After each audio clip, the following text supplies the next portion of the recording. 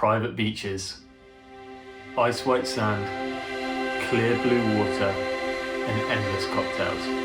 That's what the Maldives is all about, right? Well, yes, and no. So if you're thinking about heading to the Maldives and you're anything like us, you'll probably consider this a pretty expensive holiday. So like us, you'll probably want it to be as great as you can possibly make it. So the idea of this video is to give you everything that you need to know to ensure that everything is exactly as you would expect it to be, not just the beaches and the cocktails. All of the following is based off of our experience. We traveled to the Maldives on a trip to Sri Lanka, which I think is one of the best ways to do the Maldives if, like me, you find it really hard to relax for too long. I'll link to the video of the itinerary that we followed in the description below. The tips and tricks that I'm about to run through in this video might sound like random train of thought, but I've actually put a little bit of effort into this.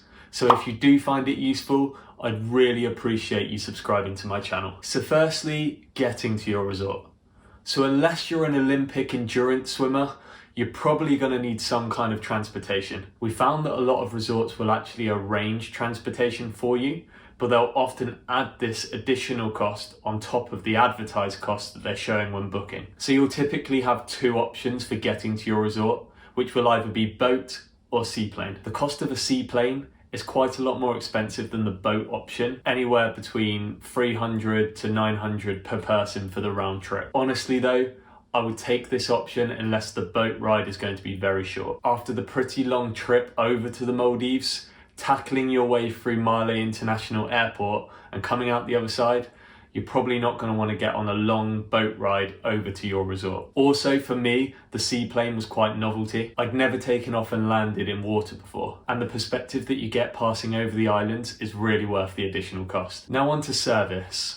This is a bit of a bone of contention for me, and it might not be quite what you would expect. Obviously, this is based on our experience, and it could be completely different on different resorts. However, I think it's worth mentioning anyway. We found that although the service was okay, and that no one was obviously rude to you, considering the price that you've paid to be here, the service definitely did not blow us away. We found ourselves quite often being ignored at dinner and having to try and get the attention of a waiter to order a drink. We also found that the attitude of the bartenders and servers was often quite abrupt, where they'd bring something over to your table, put it down, and walk away without any word. Now it's important to note that all of the people working on these islands work incredibly hard, and to be honest, they're probably quite tired. Now if you have the option for all-inclusive at your resort, I would probably take that, especially if you enjoy a cocktail or two. Now, if you decide to not go for an all-inclusive option, I would definitely recommend that you get them to send you a bar and restaurant menu to make sure that you're comfortable with the costs before you book that resort. You could easily find yourself spending over $20 for a cocktail and hundreds of dollars for a meal. An example from our resort is that a Coca-Cola sized can of beer from the fridge worked out at around $16 after tax, which is somewhere around £12. Now there was an option at our resort for a meal at the non-all-inclusive restaurant, and there was a deal for a steak meal for around $150, which included a good number of courses, which, considering the prices out there, was actually quite good value. Now when you go to book your room, you'll notice that there's quite a few different options for different room types. For us, it was really important to have one of those overseas bungalows, but these will cost you a lot more money than the equivalent on land room. Let me just pause for a second to let you see why I think it's worth it.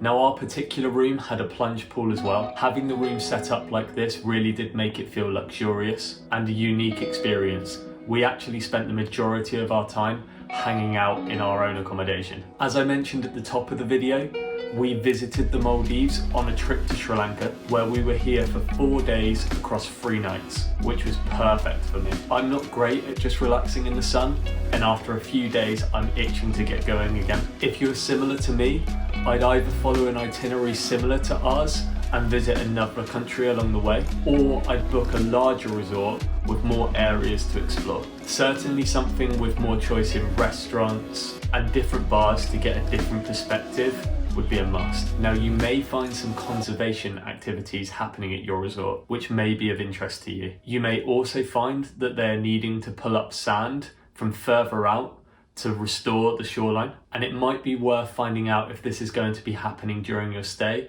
as it does create quite a bit of noise. If you've made it this far, I'd really appreciate you subscribing to my channel.